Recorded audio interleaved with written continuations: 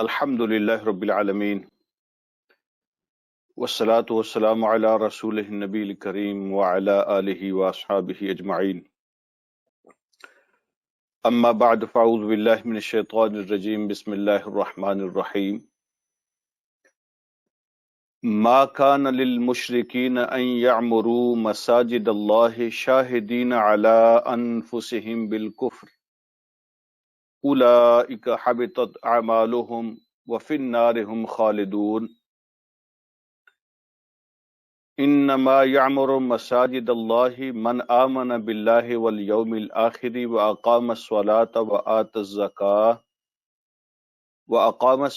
وآتى الزكاة ولم يخش إلا الله فعسى أولئك أن يكونوا من المهتدين صدق الله مولانا العظيم اللهم صل على سيدنا ومولانا محمد وبارك وسلم عليه صلاة سلاما كثيرا كثيرا۔ قابل احترام میرے بھائیوں، قابل احترام اسلامی مائیں اور بہنیں، السلام علیکم ورحمۃ اللہ وبرکاتہ۔ آج کا جو ہمارا سبق ہے وہ سورہ توبہ آیت نمبر 17 سے سٹارٹ ہوتا ہے۔ ہم یہ پڑھ چکے ہیں کہ 9 ہجری کو اعلان ہو گیا تھا، نبی علیہ الصلوۃ والسلام نے حضرت علی رضی اللہ تعالیٰ عنہ کو بھیجا تھا۔ ابو بکر رضی اللہ تعالیٰ عنہ امیر حج تھے، لیکن اعلان علی رضی اللہ تعالیٰ عنہ نے کیا تھا حضور علیہ الصلوۃ والسلام کی طرف سے، اور اس میں یہ کلیئر کر دیا گیا تھا کہ اس سال کے بعد مشرکین کا داخلہ منع ہوگا حرم کے اندر، اور دوسری بات یہ کہ ان کو 4 مہینے کی اجازت ہوگی کہ 4 مہینے کے اندر اندر جو کچھ وہ لے سکتے ہیں یہاں سے لے کے وہ کسی اور جگہ موو ہو سکتے ہیں، اور اگر وہ یہاں رہنا چاہیں گے تو پھر ان کو جو پرنسپل ہیں اسلامک پرنسپلز ان کو فالو کرنا ہوگا اور اسلامی قانون کو ماننا پڑے گا اور اس کے اندر رہنا ہوگا۔ تو اس اعلان کے بعد انہوں نے پراپوگنڈا کرنا شروع کیا۔ پراپوگنڈا یہ تھا کہ دیکھیں جی، ہم تو بہت یہاں خدمت کرتے ہیں لوگوں کی، ان کی بڑی دیکھ بھال کرتے ہیں، ان کے کھانے پینے کا بندوبست کرتے ہیں، ان کی رہائش کا بندوبست کرتے ہیں، ان کو فیسیلیٹیٹ کرتے ہیں، ان کی خدمت کرتے ہیں، کعبہ کی اور حرم کی دیکھ بھال کرتے ہیں، اس کی صفائی ستھرائی انتظامات کی ساری ذمہ داری ہماری ہے۔ تو ہم تو بڑی خدمت کرتے ہیں، اور اس خدمت کے باوجود جو ہے نا ہمیں بے دخل کرنے کا اعلان کیا جا رہا ہے۔ اور اسی پراپیگنڈے کی وجہ سے کچھ مسلمانوں نے بھی یہ سوچنا شروع کر دیا اس طرح کی باتیں، کہ سمجھ نہیں آئی ہمیں بھی اس اعلان کی کہ دیکھیں جی یہ جو بڑے لوگ ہیں، متولین اور مجاورین ہیں کعبہ کے، ان کے تو بڑے بڑے تعلقات ہیں بڑی حکومتوں کے ساتھ، بڑی بڑی ریاستوں کے ساتھ، اور حج اور عمرے کے سیزن میں پوری دنیا سے یہاں بزنس آتا ہے، یہاں پہ منڈیاں لگتی ہیں، اور ہمارا گزارا چل رہا ہے، ورنہ مکہ میں تو کچھ نہیں اگتا، یہاں تو کچھ نہیں ملتا۔ تو یہ بڑے بڑے جو بزنس آتے ہیں، ہمیں زندگی گزارنے کے لیے سامان مل جاتا ہے، تو یہ نہیں آئیں گے، بھوکے مر جائیں گے۔ تو اللہ رب العالمین نے آج کے سبق میں مشرکین کو ڈسمس کرنے کی وجوہات بیان فرمائی ہیں، ریزن دی ہے کہ اللہ رب العالمین نے ان کو کیوں بے دخل کرنے کا اعلان فرما دیا ہے، وہ کیوں نہیں یہ کام کر سکتے۔ کیا ان کی شکلیں اللہ کو پسند نہیں ہیں، ان کے قبیلے اللہ کو پسند نہیں ہیں، ان کے نام اللہ کو پسند نہیں ہے؟ کیا وجہ ہے؟ اللہ کی کوئی ان کے ساتھ دشمنی ہے، کوئی پرسنل جو ہے نا وہ کلیش ہے نعوذ باللہ ان کے ساتھ، اللہ ان سے نفرت کرتے ہیں؟ وجہ کیا ہے؟ اللہ رب العالمین نے آج کے سبق میں وہ وجہ بھی بیان فرما دی۔ تو میری آپ سب سے یہ گزارش ہے کہ اس وجہ کو آپ نے ذہن میں بٹھا لینا ہے، اسی پہ انشاءاللہ ہم کچھ اور باتیں بھی ان کا جائزہ لیں گے انشاءاللہ. تو چلتے ہیں سبق کی طرف. اللہ رب العالمین فرماتے ہیں ما کان للمشرکین، مشرکین کا یہ حق ہی نہیں بنتا، مشرکین کا یہ کام ہی نہیں بنتا، ان کا یہ حق ہی نہیں بنتا، وہ ڈیزرو ہی نہیں کرتے. کس بات کا حق نہیں بنتا؟ ان یعمروا مساجد اللہ، کہ وہ دیکھ بھال کریں، نگرانی کریں، متولی بنیں، انچارج بنیں اللہ رب العالمین کے. ان یعمروا مساجد اللہ، اللہ کی مسجدوں، اللہ کے گھروں کی دیکھ بھال کریں. یہ ان کا حق ہی نہیں بنتا، وہ ڈیزرو نہیں کرتے. پھر اس کی وجہ بیان فرمائی. فرمایا وجہ یہ ہے، مجھے نہ تو تمہاری شکلوں سے کوئی مسئلہ ہے، نہ تمہارے قبیلوں سے کوئی مسئلہ ہے. اصل مسئلہ یہ ہے کہ اس گھر کا ایک مقصد ہے، اس گھر کا ایک پرپز ہے، اور اس گھر کے بنانے والے نے وہ مقصد اور پرپز واضح کر دیا ہے. تو اللہ فرماتے ہیں شاہدین علی انفسہم بالکفر. تو ان کا وہ یہ ڈیزرو نہیں کرتے کہ اللہ کے گھروں کی وہ نگرانی کر سکیں یا ان کے انچارج بن سکیں، اس لیے شاہدین علی انفسہم بالکفر، کہ خود ان کی جانیں، ان کا کردار، ان کی ذات وہ گواہی دے رہی ہے کفر کی. وہ خود کفر پر گواہ بنے ہوئے ہیں، ان کا کفر چھپا ہوا نہیں ہے. اعلان وہ ان کا کفر نظر آ رہا ہے. تو اپنے آپ کو کفر کا گواہ ثابت کرتے ہوئے وہ اللہ کے گھروں کی نگرانی کیسے کر سکتے ہیں؟ تو یہ ہے وہ وجہ کہ ان کا کردار کفر کی گواہی دے رہا ہے، ان کے کام کفر کی گواہی دے رہے ہیں. تو کفر کی گواہی دیتے ہوئے، کفر کے گواہ بن کر وہ اللہ کے گھروں کی نگرانی کیسے کر سکتے ہیں؟ کیونکہ یہ اللہ کے گھر کے مقصد کے ہی خلاف ہے. تو یہ لفظ آپ ذہن میں رکھیں، شاہدین علی انفسہم بالکفر، اس لیے کہ ان کی جانیں، ان کی ذات خود اس بات پہ گواہ ہے کہ وہ اس گھر کے مقصد کے خلاف کام کر رہے ہیں، اس لیے وہ ڈیزرو نہیں کرتے. ان کے بارے میں اللہ نے فیصلہ کیا فرمایا؟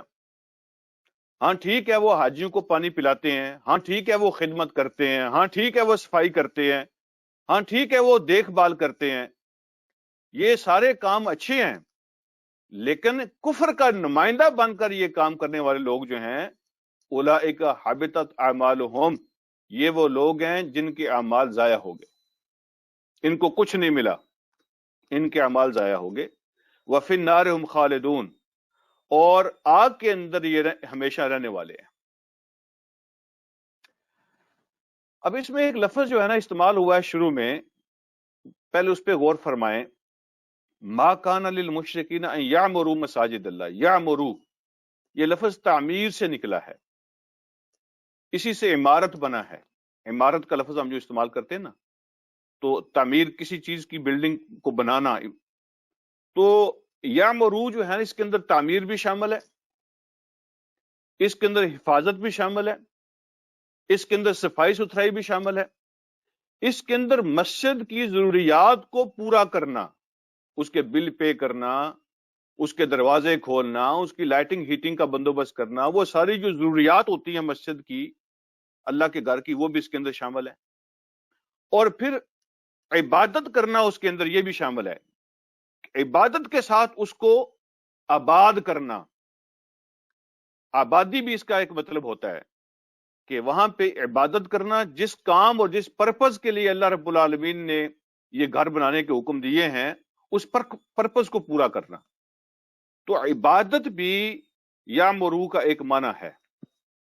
ان کا یہ حق نہیں ہے کہ وہ آ کے عبادت کریں، حالانکہ وہ کفر کے گواہ ہیں. تو کفر کے گواہ اللہ کے گھر میں عبادت کیسے کر سکتے ہیں؟ کفر کے نمائندے اللہ کے گھر میں آ کے عبادت کیسے کر سکتے ہیں؟ اور یہ جو لفظ ہم استعمال کرتے ہیں نا عمرہ، تو عمرے کا جو لفظ ہے اس کو بھی ہم اسی معنی میں استعمال کرتے ہیں کہ وہ بھی عبادت کی ایک ایکٹیویٹی ہوتی ہے. وہ بھی اسی لفظ سے بنا ہے، یعمرو سے بنا ہے عمرہ بھی، تو عبادت کا معنی بھی اس کے اندر پایا جاتا ہے۔ اچھا جی، میں اس کی ایک مثال دے کے آپ کو بات واضح کرنے کی کوشش کرتا ہوں کہ سمجھ آ جائے بات کی۔ مثال کے طور پر ایک مسجد کمیٹی کا نگران ہے، کسی آدمی کو بنایا گیا ہے، وہ مسجد کی خدمت بھی کرتا ہے، اس کے لیے جو صفائی ستھرائی کا انتظام ہے وہ بھی کرتا ہے، اس کے دروازے بھی کھولتا ہے، اس کے بل بھی پے کرتا ہے، یہ سارے کام بہت اچھے ہیں۔ لیکن اس کے ساتھ ساتھ اس نے ایک کمرے میں یا مسجد کے ایک حصے میں شراب خانہ بھی کچھ لوگوں کو کھول دیا ہے، وہ کہتا ہے ادھر آ کے شراب بھی پی لیا کرو۔ دوسرے کونے میں یا دوسرے مسجد کمرے میں اس نے جوا خانہ بھی شروع کروا دیا ہے، وہ کہتا ہے یہ بھی کام یہاں پہ آ کے کر لیا کرو۔ تو اسے جب کہا جائے کہ اپنا بوریا بستر گول کرو، تمہاری ذمہ داری اور ڈیوٹی اس کام کے نہیں لگائی گئی تھی کہ اللہ کے اس گھر کے اندر تم یہ شراب اور جوئے کے کام شروع کر دو، اپنا بوریا بستر گول کرو، نکلو باہر یہاں سے، تم ڈیزرو نہیں کرتے کہ تم اس گھر کے نگران بن سکو اور انچارج بن سکو۔ تو وہ آگے سے یہ کہے یا لوگ یہ کہنے لگ جائیں کہ دیکھیں جی وہ تو دروازے بھی کھولتا تھا، وہ تو بل بھی دیتا تھا، وہ صفائی بھی کرتا تھا، بڑا خیال رکھتا تھا، وغیرہ وغیرہ، تو لوگوں کی ان باتوں کو مان لیا جائے گا؟ ان کے اندر وزن ہوگا؟ ان کے اندر کوئی وزن نہیں ہوگا، اور ہم یہ باتیں نہیں مانیں گے، اس کی خدمت کو نہیں دیکھیں گے، بلکہ یہ دیکھیں گے کہ جو کام اس نے وہاں شروع کروا دیے ہیں وہ اس مسجد کے ساتھ مطابقت ہی نہیں رکھتے، وہ اس مسجد کے پرپز کے خلاف ہیں۔ گویا کہ جس کام کے لیے بنی تھی وہ اس بنیاد کو گرا رہا ہے، اس بنیاد کے خلاف کام کر رہا ہے، لہذا ہم اس کے بل، اس کے پیسے، اس کی خدمت نہیں دیکھیں گے، اس کو یہاں سے اٹھا کے باہر پھینکیں گے کہ یہ اس گھر کی بنیاد کو گرا رہا ہے۔ مثال کے طور پہ لوگ ننگے کعبہ کا طواف کرتے تھے، کچھ لوگ وہاں انہوں نے 360 اپنے بنائے ہوئے خدا رکھے ہوئے تھے، جوا وہاں چل رہا ہوتا تھا، شعر و شاعری کی مجلسیں وہاں لگتی تھی، ڈول ڈمکے وہاں ہوتے تھے، اور حج کے نام پر پتہ نہیں کیا کیا ہوتا تھا۔ تو یہ وہ کام ہیں جو اس گھر کی بنیاد کے ہی خلاف ہیں۔ اس لیے اللہ رب العالمین نے یہ حکم ارشاد فرمایا، شاہدین علی انفسہم بالکفر، یہ لوگ جو ہیں مقصد اور پرپز کے خلاف کام کر رہے ہیں، وہ خود گواہ بنے ہوئے ہیں کفر کے، اللہ رب العالمین کی دشمنی کے گواہ بنے ہوئے ہیں۔ ان کی ڈیوٹی تو یہ لگی تھی کہ وہ اللہ کے نمائندے بنے، لیکن وہ بتوں کے نمائندے بن گئے، وہ کفر کے نمائندے بن گئے، وہ شیطان کے نمائندے بن گئے۔ اب نمائندہ وہ شیطان کا بنے اور ڈیمانڈ وہ یہ کرے کہ مجھے اللہ کا نمائندہ تسلیم کیا جائے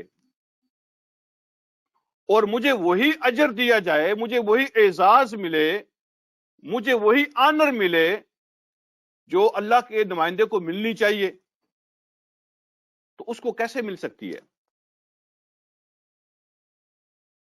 بھائی یہی جو نقطہ ہے، پہلی آیت کو یہاں پہ سبق کو میں روک کر اب آپ کی خدمت میں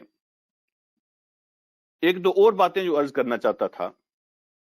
میں اس مسئلے میں تھوڑا سا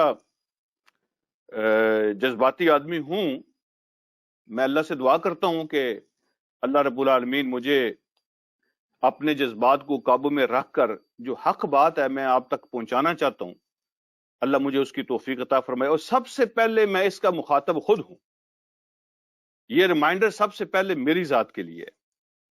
یعنی قرآن کو ہم نے اس طرح نہیں پڑھنا کہ یہ تو مشرکین کی کہانی بیان ہو گئی ہے جی، یہ مکہ والوں کی بات ہو گئی جی، آگے چلیں جی، ایسے نہیں۔ یہاں رک کر ہم نے ریفلیکٹ کرنا ہے، ذرا اپنی شکل اس آئینے کے اندر دیکھنی ہے.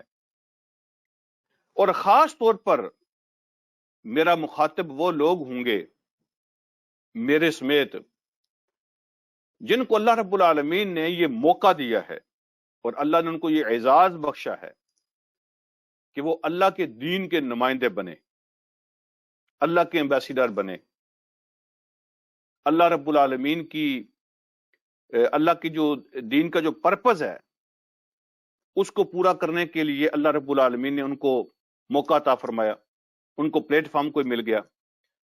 اسلامی تنظیم، اسلامی تحریک، کسی اسلامی جماعت کے وہ ممبر بن گئے. تو کیوں بندہ ممبر بنتا ہے اس طرح کے پلیٹ فارمز کا؟ اس کا مقصد کیا ہوتا ہے؟ مین مقصد یہ ہوتا ہے کہ اپنی تربیت کروں، دین کی خدمت کروں، اور اپنی تربیت اور دین کی خدمت کرتے کرتے میں اللہ کو راضی کر لوں اور میری آخرت کامیاب ہو جائے. یہ ہوتا ہے مقصد. لیکن جو میرا رویہ ہے، میرے جو کام ہیں، میری جو ایکٹیویٹیز ہیں، میرا جو ایٹیچیوڈ ہے، وہ سارے کا سارا اس مقصد کے خلاف ہو، تو کیا میں ڈیزرو کرتا ہوں کہ میں اللہ کا نمائندہ بنوں؟ اور کیا میں ڈیزرو کرتا ہوں کہ مجھے وہی آنر ملے اللہ کی طرف سے، وہ اعزاز ملے، وہ اجر ملے جو اللہ کے نمائندوں کو ملنی چاہیے؟ حالانکہ میرا کردار اس بات کا گواہ ہے، میرا رویہ اس بات کا گواہ ہے کہ میں وہ سارے خلاف کام کر رہا ہوں جو اس پلیٹ فارم پر اللہ کے دین کے نمائندے کے ہونے چاہیے. جو مقصد ہے اس تنظیم کا، اس جماعت کا، جو مقصد ہے اس پلیٹ فارم کا، اس مقصد کے خلاف ہے میری ساری سوچ، میرا سارا رویہ. تو پھر وہی بات ہوگی نا، شاہدین علی انفسہم بالکفر. تو یہاں ہم یہ کہہ سکتے ہیں شاہدین علی انفسہم بغیر الاخلاص. میں مخلص نہیں ہوں اور میرا کردار اس بات پر گواہ ہے کہ میرے کچھ ذاتی ایجنڈے ہیں، اپنے میری کچھ ذاتی خواہشات ہیں جو میں یہاں پہ ان کو درمیان میں لے آیا ہوں. یہ نہیں دیکھا جائے گا کہ یار یہ تو پیسے بھی دیتا تھا، اعانت بھی دیتا تھا، یہ تو دریاں بھی بچھاتا تھا، یہ تو صفائی بھی کرتا تھا، یہ تو کرسیاں بھی لگاتا تھا، وقت بھی دیتا تھا، یہ تو پروگرام بھی اٹینڈ کرتا تھا، اور سارے کام کرتا تھا. یہ سارے کام اپنی جگہ پر جیسے وہ کیا کرتے تھے سارا کچھ، لیکن چونکہ اس کا رویہ اور کردار اس مقصد کے خلاف ہے جس مقصد کے لیے یہ پلیٹ فارم بنا ہے، یہ اس کی بنیاد کو گرا رہا ہے، اس کی بنیاد کے خلاف کام کر رہا ہے. فَأُولَئِكَ حَبِطَتْ أَعْمَالُهُمْ. چونکہ اس کی نیت اس مقصد کو پورا کر کے اللہ کو راضی کرنا نہیں ہے، تو جس کے لیے یہ کام کر رہا ہوگا یہ اجر بھی اپنا اسی سے مانگے گا.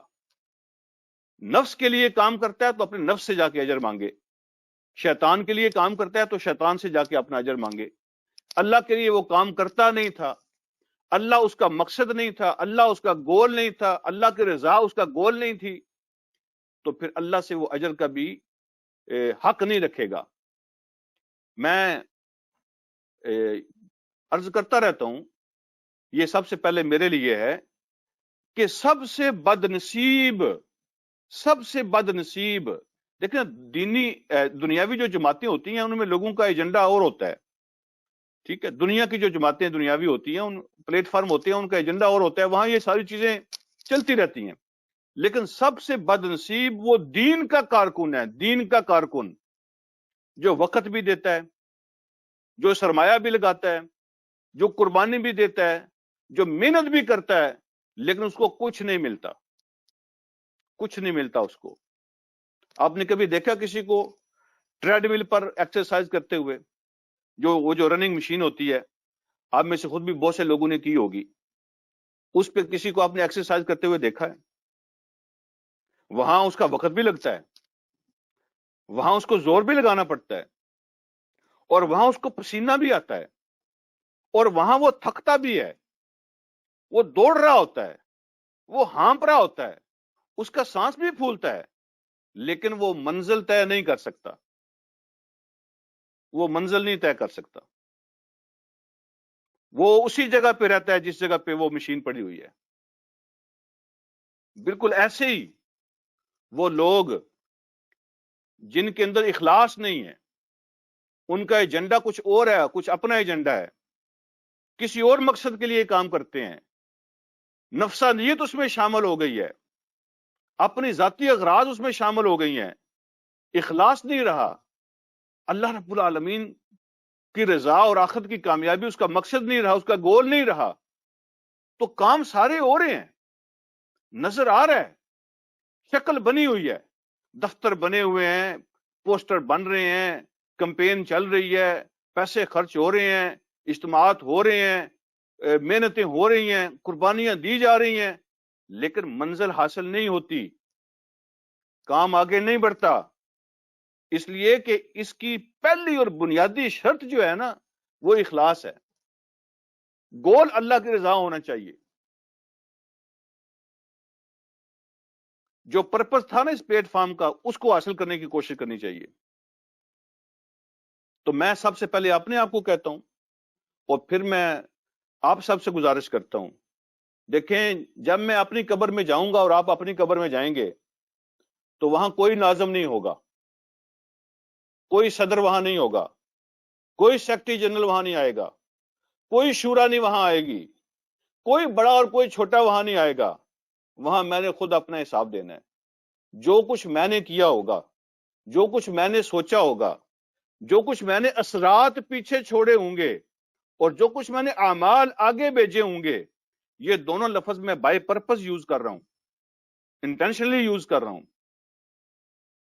وَنَحْنُ نَكْتُبُ مَا قَدَّمُوا وَآثَارَهُمْ، جو کچھ آگے بھیجا اللہ کہتے ہیں ہم وہ بھی لکھتے ہیں، اور جو اثرات اس نے پیچھے چھوڑے ہیں ہم وہ بھی لکھتے ہیں۔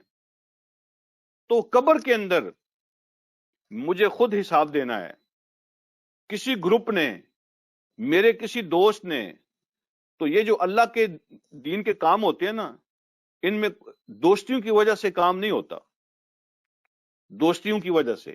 میرا ایک گروپ ہے مثلا، تو وہ گروپ کی ڈیمانڈ ہے، دیکھا یہ جائے گا کہ جو میں کام کرتا ہوں اس کی آؤٹ کم کیا ہے، اس کا نتیجہ کیا نکلے گا، اس اجتماعیت کے لیے نتیجہ اچھا نکلے گا یا برا نکلے گا، رزلٹ کیا نکلے گا۔ میں اگر اپنی کوشش میں اور اپنی خواہش میں کامیاب بھی ہو جاتا ہوں تو رزلٹ کیا نکلے گا، حاصل کیا ہوگا۔ ایز اے ہول اللہ کا یہ دین اور اللہ کے دین کے لیے بننے والی کوئی تنظیم، اس کو نقصان ہوگا یا فائدہ ہوگا۔ تو یہاں پہ افراد کو نہیں دیکھا جاتا، یہاں پہ رزلٹ کو دیکھا جاتا ہے۔ اور بعض اوقات ایسا بھی ہوتا ہے، اور میں اس کی کئی مثالیں پیش کر سکتا ہوں، ابھی ٹائم نہیں ہے اس کا، ایسا بھی ہوتا ہے کہ اٹ سیلف وہ کام اچھا ہوتا ہے، لیکن مجموعی طور پر اس کا نتیجہ غلط نکل سکتا ہے، اور نکل آتا ہے غلط اس کا نتیجہ، تو مجھے اس کو روک لینا چاہیے، مجھے بیک فٹ پہ چلے جانا چاہیے، مجھے صبر کرنا چاہیے، مجھے برداشت کرنا چاہیے، اور مجھے یہ سمجھنا چاہیے کہ اس وقت مناسب وقت نہیں ہے، یہ ٹائم صحیح نہیں ہے اس کام کے کرنے کا، میں یہ کام ضرور کروں گا لیکن ابھی اس کا مناسب وقت نہیں ہے۔ میں برداشت کر لیتا ہوں، میں خاموش ہو جاتا ہوں، کئی چیزیں میری پسند کے خلاف بھی ہوں تو میں ان کو سہ جاتا ہوں۔ کئی دفعہ ایسا ہوتا ہے کہ شیطان اور نفس کا حملہ ہوتا ہے، اور وہ کہتا ہے کہ تم بالکل ٹھیک کر رہے ہو، تم بالکل ٹھیک کر رہے ہو، صحیح جا رہے ہو۔ تو وہ جو حملہ ہوتا ہے نا، وہ برداشت کرنا وہ سب لوگوں کے بس کی بات نہیں ہوتی۔ دیکھیں اس رستے میں جو اللہ کے دین کا رستہ ہوتا ہے نا، اس میں ساری غلطیاں معاف ہو سکتی ہیں، سارے قصور معاف ہو سکتے ہیں، فیصلے غلط ہو جاتے ہیں، سمجھ غلط ہو سکتی ہے، بڑے بڑے نقصان ہو سکتے ہیں، وہ سب معاف ہو سکتے ہیں، لیکن جو نیت کا کھوٹ ہے، مولانا مودودی علیہ رحمت نے بھی یہی بات تحریک اور کارکن کے اندر بیان فرمائی ہے، یہ نوٹ فرما لے، یہاں سب کچھ معاف ہو سکتا ہے لیکن جو نیت کا کھوٹ ہوتا ہے وہ کبھی معاف نہیں ہوتا. نیت کا کھوٹ کبھی معاف نہیں ہوتا. کیا تھا ہمارا ٹارگٹ؟ ہمارا ٹارگٹ کیا تھا یورپ کے اندر؟ خاص طور پر ہمارا ٹارگٹ تو تھا کہ ہم اپنے آپ کو دین کے ساتھ جوڑے رکھیں، ہم اپنی نسلوں کو دین کے ساتھ جوڑے رکھیں. جن کے اندر ہم رہ رہے ہیں ان کا حق ہے ہمارے اوپر، ہم ان تک یہ میسج پہنچائیں. لیکن یہ گول اور یہ ٹارگٹ پیچھے رہ جاتا ہے بعض اوقات. ہماری دن رات کی سوچ ایسی جناب پریشانیاں، لوگوں کو رات کو نیند نہیں آتی. فلاں بن جائے گا ناظم، فلاں جو ہے نا وہ سیکٹری بن جائے گا، فلاں کا فلاں گروپ، فلاں کا فلاں گروپ، فلاں کو اوپر لے جاؤ، فلاں کو نیچے لے جاؤ، اس کو یہ کرو، اس کو وہ کرو. بیچارے ایسے جیسے جو ہے نا تھک جاتے ہیں. ٹارگٹ کیا تھا اور بن کیا جاتا ہے؟ وہ گول کیا تھا اور کدھر چلا جاتا ہے؟ تو اس لیے یہ ریفلیکٹ کرنے کا ٹائم تھا، تو میں نے مناسب سمجھا کہ یہاں چلتے چلتے چند باتیں آپ کی خدمت میں عرض کر دی جائیں. اللہ رب العالمین کے جو گھروں کے جو مقاصد ہیں، اللہ کے دین کا جو مقصد ہے، دین کی خدمت کا جو پرپز ہے، کوئی بھی کام اگر اس کے خلاف ہے، جو مقصد کے خلاف ہے، کوئی رویہ مقصد کے خلاف ہے، کوئی کام مقصد کے خلاف ہے، کوئی گروپنگ مقصد کے خلاف ہے، اس کا نتیجہ مقصد کے خلاف ہے، تو اس سے فوراً دستبردار ہو جانا چاہیے. روا روی میں لوگوں کے منہ کو دیکھ کر، دوستیوں کی خاطر، گروپوں کی خاطر اپنی قبر میں اندھیرا نہیں بھرنا چاہیے. دیکھیں کوئی آدمی تھوڑا بھی کام کرے نا، ہر آدمی کی صلاحیت اپنی اپنی ہوتی ہے. کوئی تھوڑا بھی کام کرے اجتماعیت کے اندر آ کر تو اس کو پینشن مل جاتی ہے، اس لیے کہ اس نے وہ لائن ٹو کر لی ہے، وہ لنک اس کا ان کے ساتھ بن گیا ہے. تو اس جماعت کے ذریعے سے، اس تنظیم کے ذریعے سے جتنے بھی اچھے کام ہوتے ہیں اس میں سے اس کا حصہ ہو جاتا ہے. وہ کرتا اپنی کیپیسٹی کے حساب سے ہے. ہر بندے کی صلاحیتیں اپنی اپنی ہوتی ہیں. کوئی تھوڑا کر سکتا ہے، کوئی زیادہ کرتا ہے، کوئی صرف پیسے دے سکتا ہے، کوئی صرف باتیں کر سکتا ہے، کچھ فزیکل خدمت کر سکتا ہے، کچھ جو ہے نا صرف دعائیں کر سکتا ہے اور نیک خواہشات کا اظہار کر سکتا ہے. ہر کسی کو حصہ ملے گا اس میں سے، ایون اس کے مرنے کے بعد بھی حصہ ملے گا. جب تک یہ پلیٹ فارم چل رہا ہے، یہ جماعتیں چل رہی ہیں، تنظیمیں چل رہی ہیں، وہ اس کا حصہ تھا، اس کو ملتا رہتا ہے، ملتا رہتا ہے. لیکن شرط ایک ہی ہے، اس کی نیت خالص ہو، اس کی نیت میں کھوٹ نہ ہو. اور جس میں یہ خرابی پیدا ہو گئی تو اس کے کوئی کام قبول نہیں ہوتے. تو اللہ رب العالمین نے، سبق کو آگے بڑھاتے ہیں، تو اللہ رب العالمین نے بیان فرمایا کہ یہ ڈیزرو نہیں کرتے کہ اللہ کے نمائندے بن سکیں اور اللہ کے گھروں کے انچارج بن سکیں، اور ان کا کردار اس مقصد کے خلاف گواہی دے رہا ہے. یہ وہ لوگ ہیں جن کے اعمال ضائع ہو گئے اور آگ میں رہنے والے ہیں ہمیشہ کے لیے. اب آگے اللہ رب العالمین نے بیان فرمایا اگلی آیت میں کہ کون لوگ ہیں جو ڈیزرو کرتے ہیں کہ وہ اللہ کے گھروں کے انچارج بنے، کون لوگ ہیں وہ. تو یہاں پہ یہ بھی ذہن میں رکھیں کہ جو مساجد کمیٹیاں بناتے ہیں ان کے اندر کیا صفتیں ہونی چاہیے، اور جو کمیٹیوں کے انچارج ہوتے ہیں ان کے اندر کیا صفتیں ہونی چاہیے. تو اللہ رب العالمین نے بیان فرمایا انما یعمر مساجد اللہ، اللہ کے گھروں کی تعمیر وہ کرتا ہے، اللہ کے گھروں کو آباد کرنے کا حق اس کا ہے، اور اللہ کے گھروں کی دیکھ بھال کرنے کا حق اس کا ہے. من آمن باللہ، جو اللہ پر ایمان لائے. فرسٹ آف آل ایمان بنیاد ہو ہر چیز کی. والیوم الآخر، آخرت کے دن پر ایمان رکھتا ہو، وہ مانتا ہو کہ میری اکاؤنٹیبلٹی ہوگی، میری ہر چیز کا ریکارڈ تیار ہو رہا ہے اور اس کو پیش کیا جائے گا، میں جواب دہ ہوں ہر کام کے لیے، اس بات کو اس کا یقین ہو. وَأَقَامَ الصَّلَاةَ، اور خود پریکٹیکلی وہ ثبوت پیش کرے، پریکٹیکلی ثبوت پیش کرے، اور وہ کہ میں خود اللہ رب العالمین کا اطاعت گزار ہوں، میں بتوں کا پجاری نہیں ہوں، میں خواہشات کا پجاری نہیں ہوں، میں نفس کا بندہ نہیں ہوں، میں اللہ رب العالمین کا پجاری ہوں، اللہ کی عبادت کرنے والا ہوں. اقام الصلاۃ، اس کا ثبوت ہے نماز، وہ ثبوت دے. وآت الزکاۃ، اور اپنے مال کے اندر بھی وہ اللہ رب العالمین کا حق ادا کرے، زکوٰۃ ادا کرے. اور اگلا جو لفظ اللہ رب العالمین نے بیان فرمایا، اس کے بیان کرنے کا انداز بڑا عجیب ہے. یہ قرآن اللہ کی کتاب ہے نا، اللہ رب العالمین جب الفاظ کا استعمال فرماتے ہیں تو اس کے اندر بڑی حکمتیں ہوتی ہیں. تو جیسے ترتیب چلی آ رہی تھی، آمن باللہ والیوم الآخر واقام الصلاۃ وآت الزکاۃ، تو یہاں بھی کہنا یہ چاہیے تھا وخشی اللہ، وخشی اللہ، وہ اللہ سے ڈرتا ہو. تو بات کافی تھی لیکن اللہ نے ایسے نہیں بیان فرمایا. اللہ نے بیان فرمایا وَلَمْ يَخْشَ إِلَّا اللَّهِ، وَلَمْ يَخْشَ إِلَّا اللَّهِ، یعنی یہ نہیں ہوگا کہ وہ کبھی کبھی اللہ سے بھی ڈر لیتا ہے لیکن کچھ اور بھی ڈر اس کے دل میں لگے ہوتے ہیں، لیکن کبھی اللہ سے بھی ڈر لیتا ہے، ایسا نہیں. وَلَمْ يَخْشَ إِلَّا اللَّهِ، فرمایا کسی سے نہیں ڈرتا، وہ کسی اور سے کبھی بھی نہیں ڈرتا سوائے اللہ رب العالمین کی ذات کے. یعنی دین کے معاملے میں جب اللہ کا حکم آ جائے، دین کا حکم آ جائے، تو وہ پھر پلس اور مائنس کے چکر میں نہیں پڑتا. ٹھیک ہے، وہ پھر کسی کے خوف میں نہیں آتا. دین کے معاملے میں یہ بات ہے کہ نہیں ڈرتا کسی سے بھی سوائے اللہ کے. تو اللہ کا یہ انداز جو ہے نا، یہ بڑا جاندار انداز ہے. کبھی کبھی بتوں سے بھی ڈر لیتا ہے، کبھی کبھی اللہ سے بھی ڈر لیتا ہے، ایسا معاملہ نہیں ہے. اس نے کچھ اور بھی خدا بنائے ہوئے ہیں، کبھی کبھی دل میں خوف ان کا بھی آ جاتا ہے، کبھی اچھا کام بھی کر لیتا ہے، کبھی اس سے غلطیاں بھی کر لیتا ہے، کبھی جو ہے نا وہ شیطان کو بھی راضی کر لیتا ہے، کبھی رحمان کو بھی راضی کر لیتا ہے. ایسے نہیں، ایسے نہیں.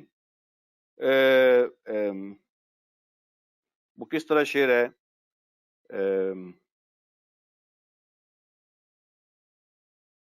دن کو مسجد میں ہے رات کو میں خانے میں، اس طرح کی کوئی بہرحال وہ پورا ذہن میں نہیں آ رہا. تو ایسے نہیں کہ دن کو مسجد میں رہے اور رات کو میں خانے میں، ایسی نہیں. وَلَمْ يَخْشَ إِلَّا اللَّهِ، دین کے معاملے میں وہ کمپرومائز نہیں کرتا، وہ اللہ رب العالمین کے سوا کسی سے نہیں ڈرتا. ورنہ اس کا مطلب یہ نہیں ہے کہ کوئی ڈر ہی نہیں ہونا چاہیے. چیزوں کا ڈر تو ہوتا ہے، مثلا سانپ کا، درندوں کا، چوروں کا، ڈاکوؤں کا، یہ سارے ڈر انسان کے ہوتے ہیں دل کے اندر. ٹھیک ہے، تو ڈر کا ہونا یہ غلط نہیں ہے، لیکن دین کے معاملے میں، عبادت کے معاملے میں، اللہ کے معاملے میں وہ کسی سے نہیں ڈرتا، وہ صرف اللہ سے ڈرتا ہے. تو اللہ فرماتے ہیں فَعَسَىٰ أُولَٰئِكَ أَن يَكُونُوا مِنَ الْمُهْتَدِينَ، تو یہی وہ لوگ ہیں، انہی کے بارے میں کہا جا سکتا ہے کہ یہ ہدایت والے ہوں گے، یہ ہدایت پہ قائم رہنے والے ہوں گے. یہی وہ لوگ ہیں جن کے بارے میں یہ کہا جا سکتا ہے کہ یہ ہدایت پہ قائم رہنے والے لوگ ہوں گے. آگے اللہ رب العالمین نے ایک اور بات ارشاد فرمائی، ان کے پراپوگنڈے کا بھی جواب دیا. وہ کہتے تھے ہم یہ بھی کرتے ہیں، ہم وہ بھی کرتے ہیں، دیکھو نا جی. تو اس کا بھی جواب دیا اللہ پاک نے، فرمایا اجعلتم سقایۃ الحاج وعمارۃ المسجد الحرام کمن آمن باللہ والیوم الآخر وجاہد فی سبیل اللہ لا یستوون عند اللہ واللہ لا یہدی القوم الظالمین. کیا تم نے یہ سمجھ لیا ہے، کیا تم نے یہ بنا لیا ہے، تو تمہاری نظر میں اس کی ویلیو اور اس کی ویلیو برابر ہے؟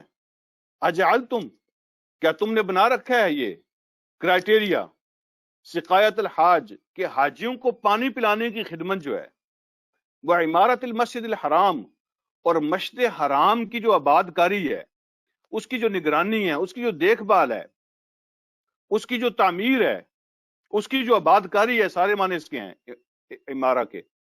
تو مسجد حرام کی دیکھ بھال، مسجد حرام کی خدمت اور حاجیوں کی خدمت، کیا تم نے یہ سمجھ رکھا ہے کہ اگر کوئی یہ کر لے تو وہ اس کے برابر ہو جائے گا کمن آمن باللہ والیوم الآخر وجاہد فی سبیل اللہ؟ کیا اس کے یہ کام اس شخص کے برابر ہو سکتے ہیں جو اللہ پر ایمان بھی لائے، آخرت پر ایمان بھی لائے، اور وہ اللہ کے راستے میں کوشش اور محنت کرتا ہو، اللہ کے راستے میں کوشش اور محنت کرتا ہو. جاہدہ کا معنی ہے ہر کوشش کرے اللہ رب العالمین کے دین کے لیے، اللہ کے راستے میں ہر کوشش. جہاد جو ہے نا، اس کا معنی یہ ہوتا ہے ہر قسم کی وہ کوشش میں حصہ لیتا ہے جو اللہ کے دین کے لیے ہوتی ہے، اپنے آپ کو پیش رکھتا ہے. تو اس کے کوئی ذاتی ایجنڈے نہیں ہوتے، تو وہ اللہ پر ایمان رکھتا ہے، آخرت پر ایمان رکھتا ہے، اللہ کے لیے کوشش کرتا ہے، اللہ کے دین کی خدمت کرتا ہے. کیا یہ اللہ فرماتے ہیں لا یستوون عند اللہ، تو اللہ کے نزدیک یہ دونوں گروپ برابر نہیں ہو سکتے. نہیں ہے اللہ کے نزدیک یہ برابر کہ کوئی حاجیوں کی خدمت بھی کر لے لیکن اس کا ذاتی ایجنڈا بھی ہو، کوئی مساجد کو آباد بھی کر لے لیکن اس کا ذاتی ایجنڈا بھی ہو. ٹھیک ہے جی، اس کے کو اپنے نفسانی چیزیں بھی اس میں شامل ہو جاتی ہیں. یہ جو گروپ ہے خدمت کرنے والا لوگوں کی، لیکن اپنے ذاتی ایجنڈے کے ساتھ بھی، کچھ نفسانی خواہشات کے ساتھ بھی، یہ ان کی طرح نہیں ہو سکتا جو اللہ پہ خالص ایمان رکھتے ہیں اور آخرت کے دن پر ایمان رکھتے ہیں اور اللہ کے دین کے لیے کوششیں کرتے ہیں. لا یستوون عند اللہ، وہ یہ دونوں گروپ اللہ کے نزدیک برابر نہیں ہو سکتے. واللہ لا یہدی القوم الظالمین، وہ لوگ جو خدمت کے کام بھی کرتے ہیں لیکن ان کے ذاتی ایجنڈے بھی ہوتے ہیں اور نفسانی خواہشات کے تحت وہ کام کرتے ہیں تو وہ ظالم ہیں. اللہ ظالموں کو ہدایت نہیں دیتا. اللہ ظالموں کو ہدایت نہیں دیتے. یہ جو مختلف اعمال ہیں نا تو وہ حالات و واقعات کے حساب سے ان کے درجات ہوتے ہیں. مثلا سب سے بڑا کام جہاد ہوگا یہ کسی اسپیسیفک ٹائم کے اندر تو دنیا کی کوئی عبادت اس کا مقابلہ نہیں کرے گی. لیکن کچھ وقت ایسا بھی ہو سکتا ہے کہ اس میں سب سے افضل جہاد جو ہے وہ اپنے آپ کو دین پہ قائم رکھنا ہو. کچھ وقت ایسا بھی آ سکتا ہے کہ جو سب سے بڑا جہاد ہو وہ اللہ کا ذکر کرنا ہو. کچھ وقت ایسا بھی آ سکتا ہے کہ سب سے بڑا جہاد جو ہے وہ دعوت کا کام کرنا ہو. کچھ وقت ایسا بھی آ سکتا ہے کہ سب سے بڑا جہاد جو ہے مال خرچ کرنا ہو. تو حالات اور واقعات کے حساب سے یہ جو اعمال ہیں ان میں افضلیت آتی رہتی ہے, درجات جو ہے نا ان میں تبدیلی ہوتی رہتی ہے. لیکن جس وقت کی یہ بات ہو رہی ہے اللہ رب العالمین نے جہاد کے ساتھ باقی اعمال کو کمپیئر کیا ہے, وہ جہاد کا ٹائم تھا. اب آگے اللہ رب العالمین نے اگلی آیت آگے چلتے ہیں. الذین آمنوا وہاجروا وجاہدوا فی سبیل اللہ باموالہم وانفسہم اعظم درجۃ عند اللہ. وہ لوگ جو ایمان لائے انہوں نے ہجرت کی. یہ لفظ یہاں استعمال ہوا ہے نا, میں اس کے بھی ایک تھوڑی سی وضاحت آپ سے کر. ہاجرو کا لفظ استعمال ہوا ہے. ہاجرو نہیں فرمایا, ہاجرو فرمایا ہے.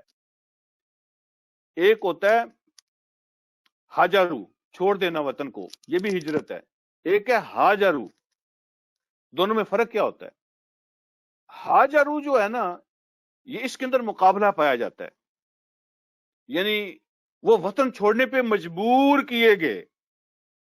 وہ وطن چھوڑنا نہیں چاہتے تھے, ان کے دل میں اپنے گھروں کی, اپنے علاقے کی, اپنے وطن کی بڑی محبت تھی اور وہ چھوڑنا نہیں چاہتے تھے, لیکن زبردستی ان کو چھڑوایا گیا, ان کو مجبور کیا گیا, ان پہ ظلم کیا گیا, ان کو چھوڑنا پڑا. تو یہ ہے ہاجرو. ایک ہے خود بخود چھوڑ دیا, وہ ہاجرو ہوتا ہے. تو ہاجرو کے اندر کمپٹیشن ہوتا ہے کہ وہ لوگ جن کو مجبور کیا گیا کہ اپنے گھروں کو چھوڑ کے نکل جائیں, انہوں نے گھر چھوڑ دیے, اپنی زمینیں چھوڑ دیں, اور بعض نے اپنے بال بچے, رشتہ دار, پیرنٹ چھوڑ دیے, لیکن اللہ کے دین کو نہیں چھوڑا. اس میں مقابلہ پایا جاتا ہے. وہ لوگ جو ایمان لائے انہوں نے ہجرت کی اور پھر اللہ کے راستے میں اپنے جانوں اور مالوں کو پیش کیا, جانوں اور مالوں کے ساتھ جہاد کیا. اللہ فرماتے ہیں یہ جو لوگ ہیں اعظم درجۃ عند اللہ, ان کا درجہ بہت بڑا ہے اللہ رب العالمین کے نزدیک. اعظم فرمایا, سب سے بڑا درجہ ان کا ہے اللہ کے نزدیک. واولئک هم الفائزون, اور یہی وہ لوگ ہیں جو کامیابی کے درجے کو پہنچنے والے ہیں. یہی وہ لوگ ہیں جو کامیابی کے درجے کو پہنچنے والے ہیں. تو اللہ رب العالمین کے لیے کیا خوشخبری دیتے ہیں؟ یبشرہم اللہ, یبشرہم ربہم برحمت, اللہ ان کا رب ان کو برحمت منہ, اپنی طرف سے خاص رحمت کی خوشخبری سناتا ہے. ان کا رب ان کو اپنی طرف سے خاص رحمت کی خوشخبری سناتا ہے. وردوان, اور ان کو خوشخبری سناتا ہے کہ تمہیں اللہ کی رضا حاصل ہو گئی, اللہ تم سے خوش ہو گئے. صرف رحمت نہیں, یعنی یہ اعلان اور سرٹیفکیٹ مل جانا کہ اللہ تم سے راضی ہو گیا, اللہ تم سے خوش ہو گیا. اور اس کے ساتھ اللہ خوشخبری سناتے ہیں وہ جنات لہم, ان کے لیے باغات ہیں, فیہا نعیم مقیم, ان کے اندر ایسی نعمتیں ہیں جو ہمیشہ رہنے والی ہیں. یعنی ان میں کوئی خزاں والی بات نہیں ہے, واپس لینے والی بات نہیں ہے, ٹائم ایکسپائر ہو جانے والی بات نہیں ہے. اللہ رب العالمین نے ہمیشہ ہمیشہ کی نعمتیں اس کے اندر عطا فرمائی ہیں. خالدین فیہا ابدا, ہمیشہ ہمیشہ کے لیے وہ ان باغات کے اندر رہیں گے, نہ کوئی نکالے گا نہ نکلنے کو جی کرے گا. کوئی ٹائم لیمٹ نہیں ہے ان کے لیے, ہمیشہ ہمیشہ کے لیے وہاں رہیں گے. ان اللہ عندہ اجر عظیم, بے شک اللہ کے پاس بہت بڑے اجر ہیں, بہت بڑے اجر ہیں اللہ رب العالمین کے پاس. پھر آگے اللہ رب العالمین نے ترجمہ کرتے ہیں ان کا اور بات کو کمپلیٹ کر لیتے ہیں رکوع کو.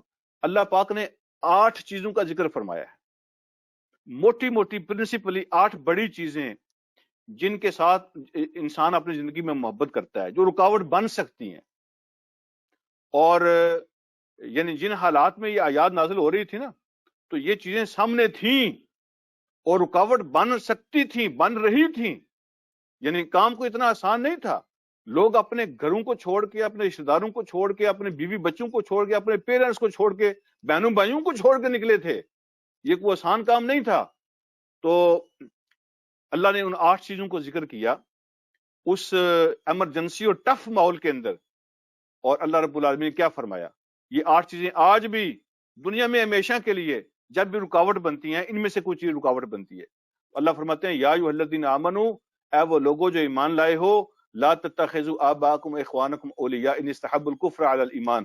اے وہ لوگوں جو ایمان لائے ہو، اپنے پیرنٹس کو اور اپنے بھائیوں بہنوں کو اپنا ولی نہ بنانا اگر وہ کفر کو پسند کرتے ہوں ایمان کے مقابلے میں.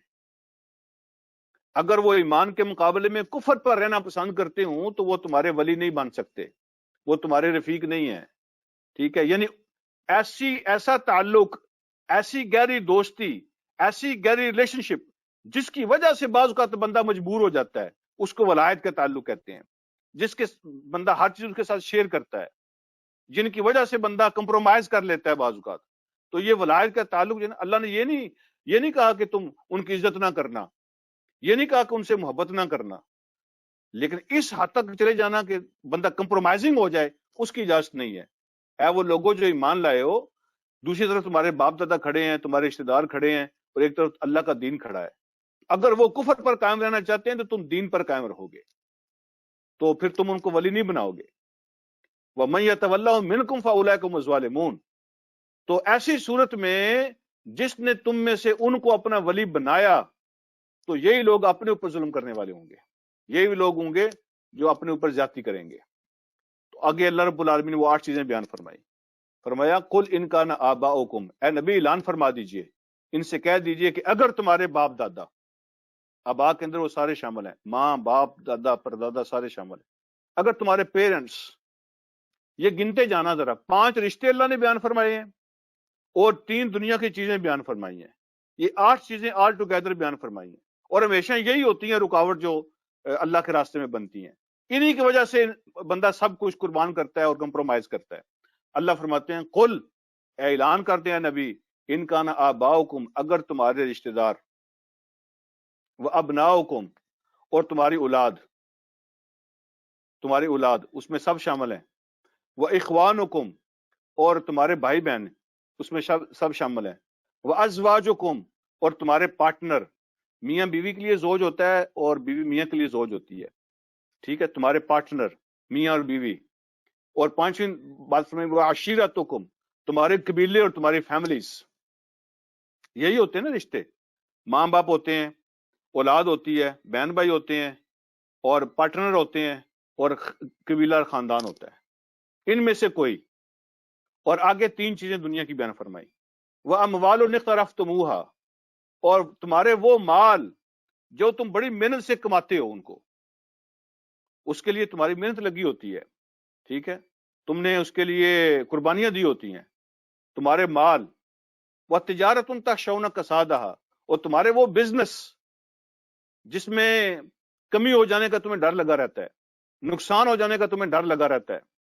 اور تیسری بات فرمائی وَمَسَاكِنُ تَرْضَوْنَهَا، اور وہ تمہارے پیلسز، تمہاری کوٹھیاں، تمہارے مکان جن کو تم بہت پسند کرتے ہو. یہ 8 چیزیں بیان کرنے کے بعد فرمایا احب الیکم من اللہ ورسولہ وجہاد فی سبیلہ، اگر یہ زیادہ پسندیدہ ہیں تمہیں، اگر زیادہ محبت ہے تمہیں ان سے، اللہ سے بھی زیادہ، اللہ کے رسول سے بھی زیادہ، اور اللہ کے راستے میں جہاد کرنے سے بھی زیادہ، اگر تمہیں ان چیزوں سے زیادہ محبت ہے. یہاں یہ ذہن میں رکھنا، احبا کا معنی یہ نہیں ہے کہ تم ان سے محبت نہیں کر سکتے. اللہ نے محبت کرنے سے منع نہیں فرمایا. ماں باپ سے محبت ہوگی، اولاد سے ہوگی، رشتہ داروں سے ہوگی، قبیلے فیملی سے ہوگی، بزنس سے محبت ہو سکتی ہے، مکانوں سے ہو سکتی ہے، تجارتوں سے ہو سکتی ہے، مالوں سے ہو سکتی ہے، محبت ہو سکتی ہے. لیکن وہ ساری محبتیں اللہ اور اس کے رسول اور دین کی محبت کے انڈر ہوں گی.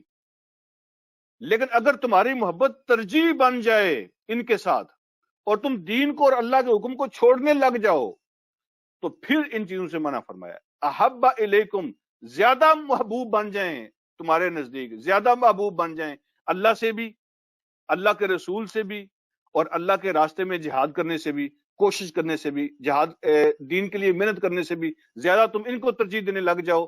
فتربصوا، تو پھر انتظار کرو، حتی یاتی اللہ بامرہ، یہاں تک کہ اللہ رب العالمین اپنے فیصلے کے ساتھ آ جائے. اللہ اپنا فیصلہ لے آئے. اور فیصلہ لے آئے کا کیا مطلب ہے؟ یا تو اللہ تمہیں بدل دے، ایسے لوگ اللہ کو نہیں چاہیے، تو اللہ تمہیں بدل دے، تمہاری جگہ کچھ اور لوگوں کو لے آئے، یا اللہ تم پر اپنا عذاب نازل کر دے اور اللہ تمہیں اپنی سزا سنا دے. کوئی بھی فیصلہ ہو سکتا ہے. تو انتظار کرو کہ اللہ اپنا فیصلہ لے آئے تمہارے لیے. واللہ لا یہدی القوم الفاسقین. تو ایسا کام کرنا، یعنی ان چیزوں کی محبت میں گرفتار ہو جانا، اللہ سے، اللہ کے رسول سے اور دین سے زیادہ، تو یہ فسق ہے، فسق. ٹھیک ہے، نافرمانی کی حدوں سے نافرمانی کی حدوں میں داخل ہو جانا ہے، یہ فسق ہے. اللہ فرماتے ہیں واللہ لا یہدی القوم الفاسقین، اللہ رب العالمین فاسق لوگوں کو ہدایت نہیں دیتا. ٹھیک ہے. اس میں ایک بات یاد رکھیں، جیسے ہوتا ہے نا کہ وہ جو حدیث ہے جس میں کہا گیا لعن عبد الدینار و لعن عبد الدرہم، دینار کے بندے پہ لعنت ہو اور درہم کے بندے پہ لعنت ہو. اور بندے وہاں عرض کریں گے اللہ ہم تو آپ کے بندے ہیں، ہم تو دینار اور درہم کے بندے نہیں ہیں. تو پھر وہاں پوچھا جائے گا ان سے، اچھا یہ بتاؤ کہ ایک طرف یہ دینار و درہم ہوتے تھے دنیا کی دولت، اور دوسری طرف میرا کوئی حکم ہوتا تھا، میرے نبی کا کوئی حکم ہوتا تھا اور ان کی تعلیم ہوتی تھی، ان کا کوئی فرمان ہوتا تھا، دین کی کوئی ڈیمانڈ ہوتی تھی، تم کس کو ترجیح دیتے تھے؟ ایک طرف یہ دنیا، دینار و درہم، تمہارے رشتہ دار، ٹھیک ہے، دوسری طرف اللہ کا دین، اللہ کا رسول اور اللہ کی ذات، کس کو ترجیح دیتے تھے؟ اگر تم نے ان چیزوں کو ترجیح دی تو تم ان کے بندے تھے، اور اگر تم نے اللہ کو ترجیح دی پھر تم اللہ کے بندے تھے. تو یہ ہوتا ہے، یعنی زبانی طور پہ کوئی بھی نہیں کہتا کہ میں ان چیزوں کا بندہ ہوں، کوئی نہیں کہتا زبانی طور پر، لیکن اللہ رب العالمین عمل کی زبان سمجھتے ہیں. جو پریکٹیکل لائف ہوتی ہے نا، اللہ اس کی زبان سمجھتے ہیں. تو کس کو ترجیح دیتے ہو؟ لوگ کیا کہتے ہیں؟ وہ کہتے ہیں جی بس کی کریے جی، کبھی کبھی ہو جاتا ہے جی ایسا، بچے نہیں مانتے جی، کیا کریں بچے نہیں مانتے. وہ بندہ کہتا ہے جی پتہ ہے مجھے جی، ہمیں پتہ ہے جی غلط ہے لیکن اس کے بغیر کام نہیں چلتا، ہمیں پتہ ہے غلط ہے لیکن کیا کریں کام نہیں چلتا. تو دیکھیں ایک بات یاد رکھیں، اگر یہ چیک کرنا ہو نا، یہ چیک کرنا ہو کہ ایک انڈیویجول ذاتی طور پر میں کیسا آدمی ہوں، اگر یہ چیک کرنا ہو کہ میری اصل کیا ہے، یعنی سامنے لوگوں کے میں اچھا بنا ہوا ہوں، یہ میری بناوٹ ہے، لیکن اصل میں کیسا ہوں، ایکچولی میری پرسنالٹی کیسی ہے، ٹھیک ہے، میری ذات میں، میری اصل میں ذات کیسی ہے. تو میں کیسے اپنے آپ کو چیک کروں گا؟ جب میں تنہائی میں ہوتا ہوں، لونلینس میں جب ہوتا ہوں. تو جو یہ تنہائی کی زندگی ہے نا، وہ میری اصل سوچ ہے، وہ میری اصل ذات ہے، وہ میری ایکچوئل پرسنالٹی ہے. تنہائی میں میری سوچیں کیا ہوتی ہیں، میرے کام کیا ہوتے ہیں، میں کیا کرتا ہوں، تو وہ میری اصل ہے. اور اسی طرح اگر یہ دیکھنا ہو نا کہ اجتماعیت کے اندر لوگوں کی اصل کیا ہے، تو پھر دیکھا جائے گا کہ جب ٹسل بنتی ہے، جب مقابلہ ہوتا ہے، جب آزمائش آتی ہے، تو لوگ کس کو چوز کرتے ہیں؟ جس کو وہ چوز کرتے ہیں وہ ان کی اصل ہوتی ہے. یہ دونوں اگر چیک کرنا ہو نا تو کسی بڑی ڈگری کی ضرورت نہیں ہوتی. ذاتی طور پہ چیک کرنا ہو کہ میں کیسا بندہ ہوں، تو اپنی جو ہے نا تنہائی کی زندگی کو چیک کرنا چاہیے. اور اجتماعی طور پہ چیک کرنا ہو کہ ہم کہاں کھڑے ہیں، تو پھر جب ٹسل بنتی ہے، جب کمپٹیشن آتا ہے، تو پھر دیکھنا چاہیے کہ میں کس کو چوز کرتا ہوں.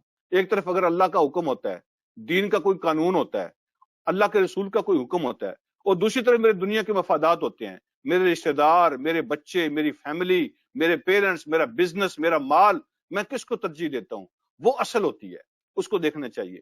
اللہ رب العالمین بیان فرماتے ہیں اگر تم ان کو ترجیح دیتے ہو تو پھر انتظار کرو. دیکھیں یہاں پر میں آخری بات آپ سے عرض کرتا ہوں کہ اعمال کی کثرت جو ہے نا وہ مسئلہ نہیں ہے کہ کتنا زیادہ کرتا ہوں. یہاں پہ ایسا یہ دیکھا جائے گا کتنا اچھا کرتا ہوں، یعنی حسن عمل دیکھا جائے گا، کثرت عمل نہیں. کثرت عمل پہلے نمبر پہ نہیں آتی، حسن عمل پہلے نمبر پہ آتی ہے. وہ جو سورۃ ملک میں آتا ہے نا، لِيَبْلُوَكُمْ أَيُّكُمْ أَحْسَنُ عَمَلًا، احسن عملا، حسن عمل کس کے اندر ہے، اللہ یہ چیک کر رہے ہیں. تو حسن عمل دیکھا جائے گا، quality of work, quality of your deeds, وہ چیک کیا جائے گا. یہ جو صحابہ کرام ہیں اللہ ان سے راضی ہو جائیں، تو ان کا سب سے بڑا اور اعلیٰ کارنامہ کون سا تھا؟ سب سے بڑا اور اعلیٰ کارنامہ ان کا یہ تھا کہ انہوں نے اپنے ماں باپ، اولاد، بیوی بچے، بزنس، دنیا، باغات، مکان، ہر چیز پر اللہ کے رسول کو ترجیح دی تھی. اللہ کے رسول کو، اللہ کے نبی کو، اللہ کے حکم کو ترجیح دی. یہ ان کا سب سے بڑا، یہ ان کا کارنامہ ہے جو ان کو پوری امت میں اعلیٰ بناتا ہے. قیامت تک کے لیے کوئی ان کو کراس نہیں کر سکتا. یہ ان کا سب سے بڑا کام ہے. تو یہاں حسن عمل دیکھا جاتا ہے. یہ ہمارا آج کا رکوع ہے. اللہ رب العالمین مجھے اور آپ کو سمجھنے کی عمل کی توفیق عطا فرمائے. وآخر دعوانا الحمدللہ رب العالمین.